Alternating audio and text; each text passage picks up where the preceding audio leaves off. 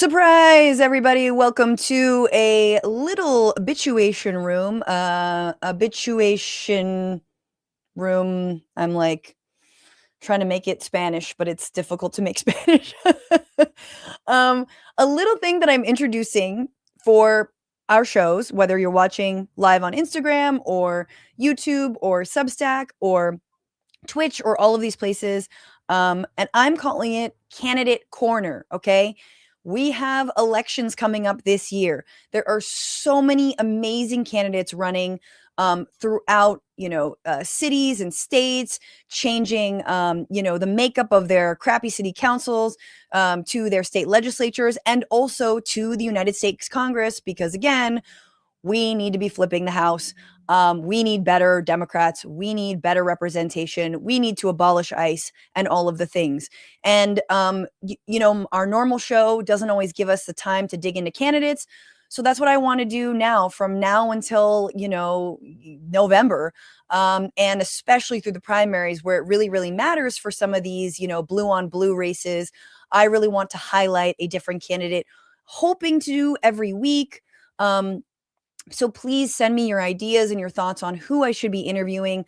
And we will create little playlists for this so you can sort of go in and, meet them yourself and all that. And I will try to make it fun. Like, let's make it fun. Okay. Thank you. So let me introduce him. He came to Utah at the age of 19. We're in Utah. He's a proud graduate of Salt Lake Community College and the University of Utah. After a health scare right out of school, he found himself juggling student loan debt, even relying on SNAP just to get by. After earning a degree in public affairs, he also worked to bring renewable solutions to bring down the cost of energy for Utah families. He has spent his career taking on powerful interests, pushing for real change, beating a 36-year incumbent by 50 points, getting called a punk for standing up for working families in the state Senate, and most recently was endorsed by Bernie Sanders for his now race for Congress in a newly formed district, thanks to some redistricting that we will talk about. Please welcome the incredible, the wonderful Nate Blouin. Hey, Francesca, thank you. That was quite the intro. Well, you get the stand-up intro on my show, so it's always like, I mean, I don't have the music to bring you up to some like California knows how to. I don't mean, I'm now old and very much a Californian, but look, I am excited to get to know you and for my audience to get to know you. Just right off the top, what the hell is happening in Utah politically? Explain. You guys are in the middle of a session right now. You had this redistricting. For progressives around the country, what do you think they should know about? And people who are in Utah, what should they know about Utah? Yeah, this is a spot of hope this year. We have a new map here in Utah. Congressional District 1 is a new district that would have voted for Kamala Harris by a wider margin than the state of Massachusetts, about 24 points. So we have an opportunity to send a real progressive to DC. That is the role that I've played here in Utah. It's a supermajority legislative state. So I am one of 6 Democrats out of 29 in the state Senate. We know what we're up against when we take on the supermajority here in Utah. We see the same tactics being used back in DC to hurt our communities. We're seeing, of course, ICE murder American citizens and all sorts of others as well. It's really disgusting what we are seeing there. And it is just tragic that we don't have a supermajority here in Utah that's actually willing to stand up and take on some of these issues. So we've got this opportunity in Utah, thanks to redistricting, thanks to the courts. And of course, as I mentioned earlier, the judiciary is actually under attack as well by the Republicans here in Utah. So I want to hear a little bit more about that. But what I'm hearing is we have an opportunity in Utah, and Utahns have an opportunity to not only send a Democrat, but like someone who is a progressive. Let me ask for the rundown. Do you take corporate PAC money?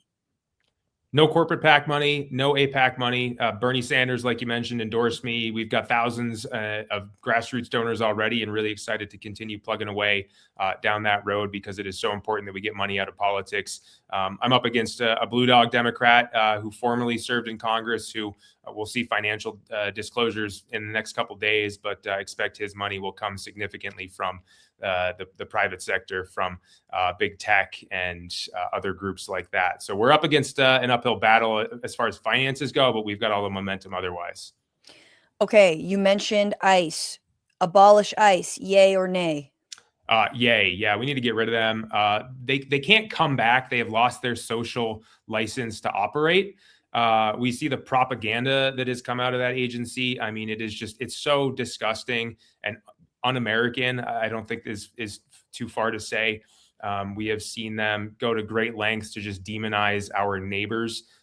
So I don't think defunding and like rebuilding is enough. We have to just start with something new to implement a more humane immigration system. We can do it in a way that works for the folks who want to come here and build a better life, and our neighbors that are already here that may not have legal status. There are building blocks we can use to make sure that we can create a safer, better environment for all those folks. And ICE cannot be a part of that. I want to ask you, why are you a better choice for your district? Why are you speaking to the needs of Utahns, your brand of, progressive politics, more so than your challengers? Yeah, I've got a track record of really standing up and fighting back against the Republicans here in the state. I think other folks have been too willing to compromise, and this is just not the moment for that. We see in good times, I think compromise is great. We can come together, we can solve problems, we can work on the things that we share in common. But right now, we've let that become the goal, and the goal needs to be to help our people, and that's not what I'm seeing happen right now. So I just proposed a bill to raise the minimum wage to $20 an hour here in Utah. Currently, it's $7.25, the federal minimum wage. Yeah, it's brutal in Utah. Our cost of living here has gone through the roof in recent years. The actual livable wage would be like $24 an hour. So even 20 isn't quite there, but at least it's a number that gives us a healthy debate, hopefully. So that's something I'm really going to push for. And we could do that at the federal level, right? We could provide a backstop for states like Utah, a firewall against the impulses of the supermajority here in our state and in others like ours. And I don't think other folks are quite willing to push that hard to move forward some of the progressive policies that I think people are demanding because they are struggling so much right now. If you're joining us, we're talking to Nate Blouin. He's running for Congress for Utah, repping a newly created district to represent some of those good Utahns, those progressives, those people who want, real fighters and some real populism. Liquid's back over on YouTube says, local dude, where do we meet? Nate, what are you asking people to do? Yeah, we need people to be out canvassing for us. We are gathering signatures right now. We need to get 7,000 signatures to secure a spot on the ballot. We've got a couple thousand already. I think we've got the lead actually in that category. We've got more verified signatures than anyone else, but we need more. We need a bunch more over the next couple of months. We've got time to do it, but volunteers are going to be absolutely critical. So I would love to have folks check out nateforutah.com. We have a mobilize page as well that they can sign up for those sorts of events on. And getting out and meeting our constituents, meeting voters. It's been so fun to take on those fights already and get out and see what people are talking about. But we need more people across the board to get involved. So it's been really fun to meet so many new volunteers that are coming out. Hell yeah. Okay, let's get back to issues. I want to say I've been to Utah. I've been to where you work. It is one of the most beautiful places I've seen. Your state capital is gorgeous. It's too bad it's overrun by Republicans who don't have the people's interests at heart. And when I was there, I was focused on healthcare. Utah is a state that has an insane program, which I don't know if you guys, I just want to tell the audience that because meds are so much cheaper in Mexico, Utah has a program to save the state taxpayers money that if federal workers, state workers need to get their either surgeries or medical care or pharma bills, it's cheaper and there is a program to fly them to Mexico, put them up in a hotel. I think I was literally told there were limo drivers, limousines, and all that was cheaper than subsidizing them buying pharmaceuticals in US markets. Nate, your thoughts on reining in healthcare spending and making healthcare and pharma affordable? Yeah, we have to fight for Medicare for all. I've just been talking about this morning with, I actually was sitting on the Senate floor with a former inmate who's doing a lot of great work and talking about this issue. It would help out so many folks. It would cut costs down because we can cut out the bloated bureaucracy, the pharmacy benefit managers, all those sorts of middlemen that just take profit and send it up the chain, and we all get screwed because of it. So we need to keep fighting for that. I've actually got a bill here in Utah this year that would transition the state into kind of a single payer method. It's not as far as I'd like to go. That's why I'm running for Congress. It would take the state's great public employee health benefits that I get as a legislator that I'm really happy about, and it would allow basically everyone to buy in or get access to them subsidized by corporate tax dollars. So really a nice trade-off that would save us money. It would give people more flexibility to work where they want to work.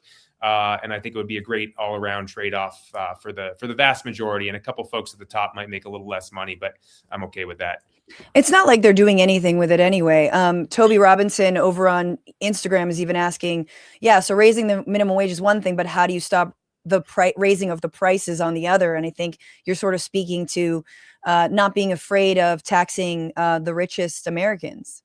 And we've seen with the minimum wage stuff, there's a lot of scare tactics from big business groups that represent both big businesses themselves, but also, these small business advocacy groups. And I love small businesses, but they are fear-mongering over the impacts that raising the minimum wage has on our communities. And we've seen, like in California and other places, when we do it, we don't see these large job losses. We don't see big problems. We see, very minor price increases, and we see people making a lot more money and actually being able to, be more substantive consumers of things. And so long as we live in a system dominated by capitalism, I think that's a good thing. We want to see people being able to participate in the economy, and that's good for the folks at the top as well. If we have more people that can spend more money, they should be happy with that, and they're just scared about a little bit of change.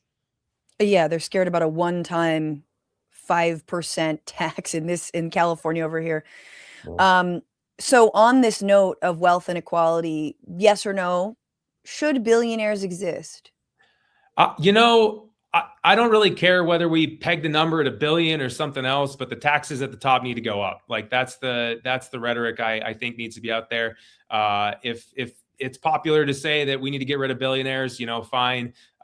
All I care about is that we take some money from folks at the top and make it come down to the bottom, because your traditional trickle down economics don't work. So, if there's I don't think it needs to be pegged to a certain number. I think we need to focus on what the rate looks like and what that money is being used to fund, because we need to make sure we have the revenues to fund social services that people depend on, to fund government agencies that do critical work to protect our environment, all those sorts of things. And so whatever that number is, we can figure that out, but we certainly do need to raise taxes by a very wide margin on folks at the top making. I've tried to do this in Utah. Actually, I ran a bill last year that would have put an additional 1% tax on people making over $1 million a year. And that would pay for education in Utah. Our income tax is dedicated to education here. It would have raised hundreds of millions of dollars every year. It would have given money back to working folks who are getting the earned income tax credit. But that bill was killed as well. So we need to focus on that ability to take money from folks who are doing totally fine and help folks out who are struggling, because it'll be a good balance for everyone in the long run. Two questions related to spending and taxes. Do you support a Green New Deal to actually deal with climate change in a way that can also create jobs? Yes. Yeah, I think we have to move in a direction that is heavily reliant on renewable energies. Here in Utah, that's really exciting because we have geothermal energy. We have this really cool energy source that is actually like nonpartisan, which is crazy in the energy space. Yes. Something that's like not as politicized. Geothermal is clean. We can actually take oil and gas workers with drilling expertise and transition them to a clean technology that produces 24/7, 365. And it's clean. We're not injecting these nasty chemicals into the ground. So it's this really cool story. So yeah, I want to see massive investments in clean infrastructure and clean energy. We can do all this by taking on the billionaires who are profiting off of data centers. That's going to be a really critical issue we see come up. And we need to have better protections for our communities there. So yeah, we need to move towards a Green New Deal and really focus on building economic power for people that's going to benefit our environment as well. Speaking of which, is the beautiful state of Utah being cased for data centers like so many other states are? It is. Yeah, the last I heard, there was a proposal to build the largest data center in the world in Utah. I don't know how accurate that is, but there's definitely proposals to build very big data centers.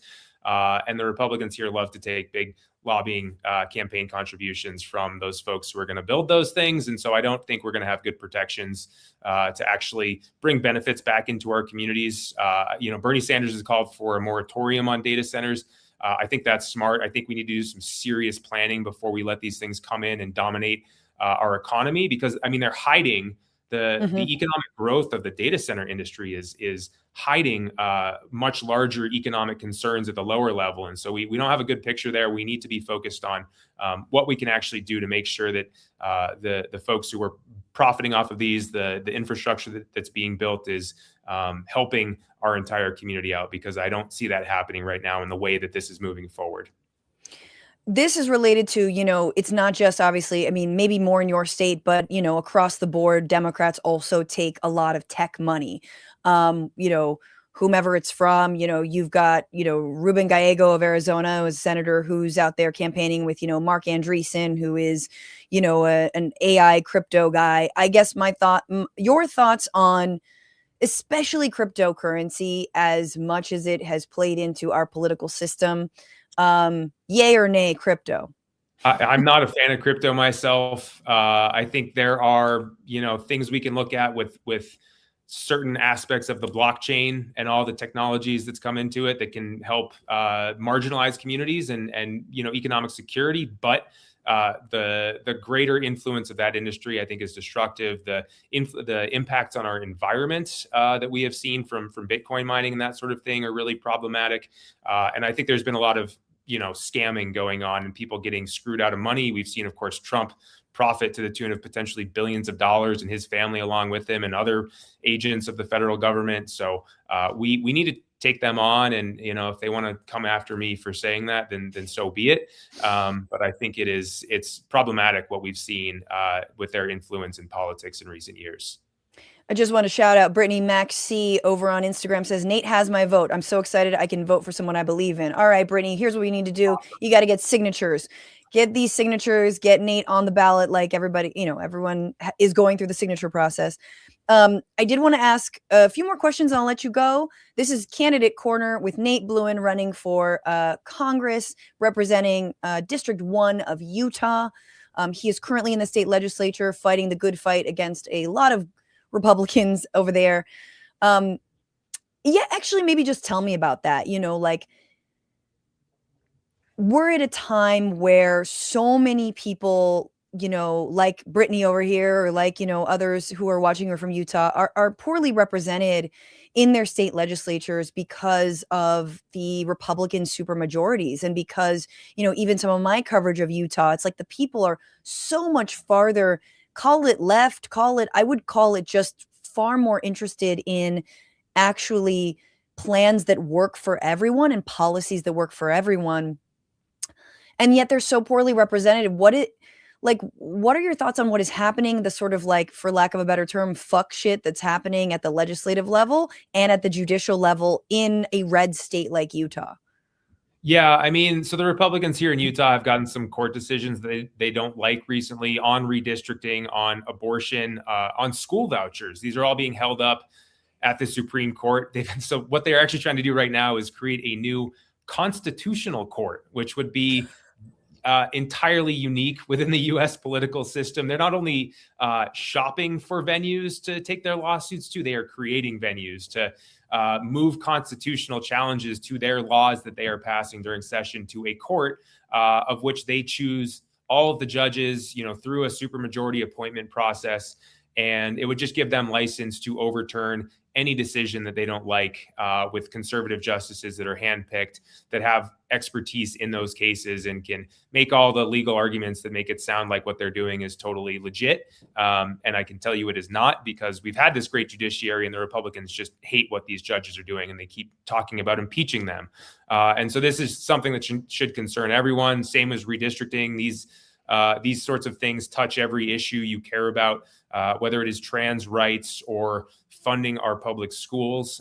These things are going to negatively impact our communities, because we're going to have unaccountable judges making decisions that are very politically charged because they're being appointed by the supermajority. So it's scary. I mean, I think we just are losing power over our system, and the Republicans, they feel change happening. They feel the state moving in a different direction. The populace, the polling shows that people here in Utah do not trust the legislature, and they feel like they are not being listened to. And the response from Republicans has been to further entrench power, to create new systems that disallow the people from actually getting involved and from them having to be accountable to our voters.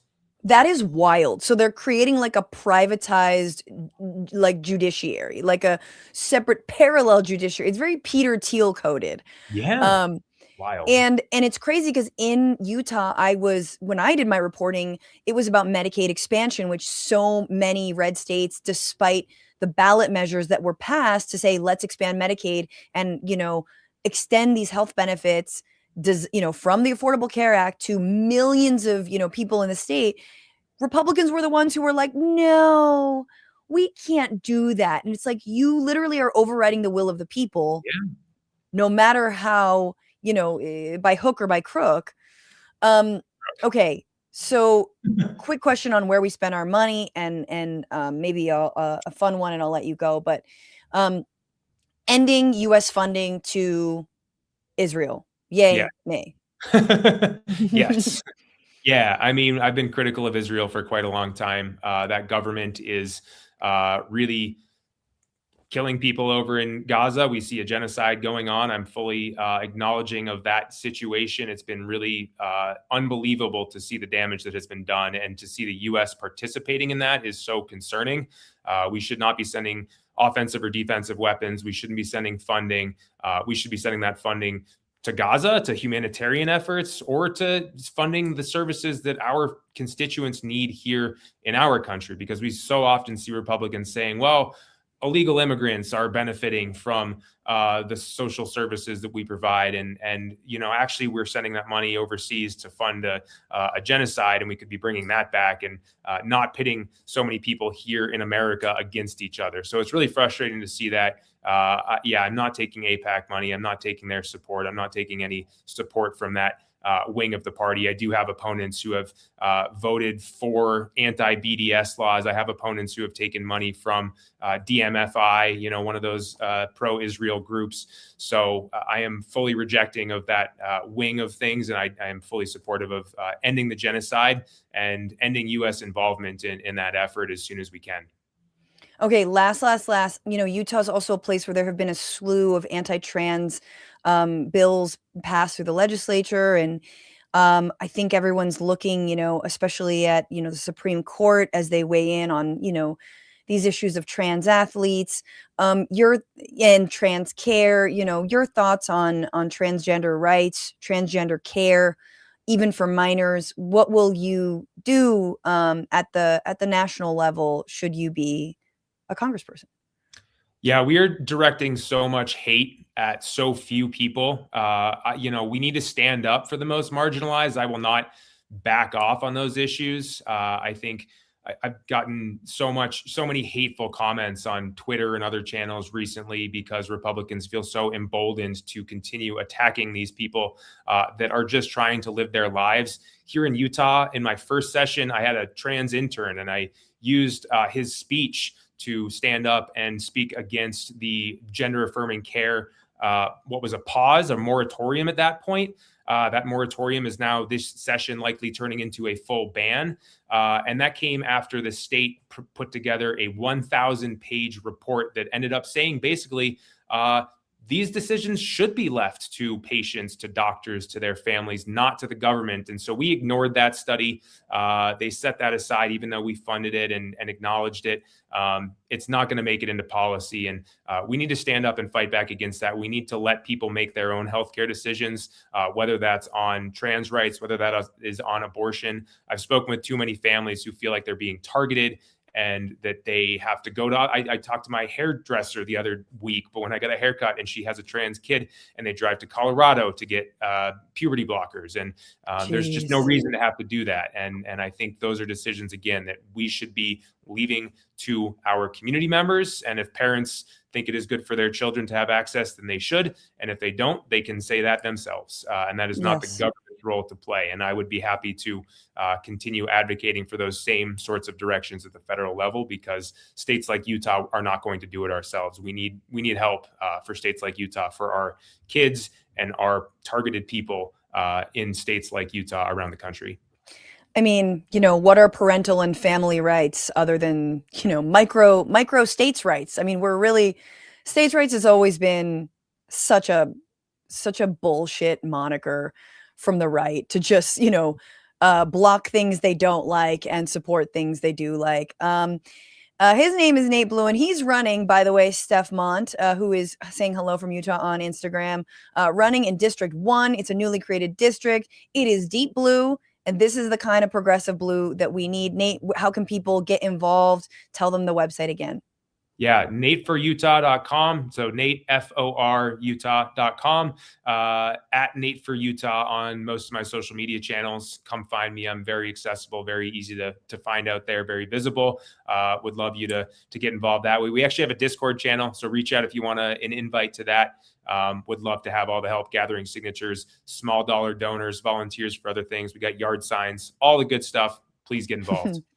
I love it. And your primary is, tell me the date. June 23rd. Okay. Right. Amazing. Nate, thank you so much for being here. Loved getting to know you. I'm sorry we didn't get to all the silly questions, but you know what? You have got to run out and, do solidarity action for Minneapolis, which is still under attack like so many cities are from ICE. So go do the good work, and thank you for being here. Awesome. Thank you so much, Francesca. This was fun. Yes. Take care. And yay, thank you guys for joining. That's been Candidate Corner. We're going to try and do this, I hope, every week. I think it's important now that midterms, we're in it, we're in the swing. Trump obviously is going to try to stop midterms from happening. But there are incredible candidates. So send me your suggestions. You can send them into my DMs. You can email bitchuation@gmail.com. Send me your candidates you're excited about. I'm going to be profiling, obviously, since I'm here in LA, a lot of people here in LA. So I don't want to make it too LA centric. And if you want to support me and this little labor of love, go to patreon.com/bitchuationroom, become a member on YouTube, become a paying member on Substack, become a member over on Twitch. What am I not on? And I will see you on Tuesday. Now the Zen reminding us that Whitney Cummings was on the Daily Show promoting radical centrism. Bad Democrats delivered Trump time for an address change. Oh boy, Whitney Cummings on the Daily Show is just such a beautiful encapsulation of the demise of that show. I will absolutely have thoughts. Maybe these will be longer streams, but you guys know I got to go back to producing these glorious deep dives. So go watch on my YouTube channel my deep dive on Grok if you haven't already. And I will see you very, very pronto. Goodbye.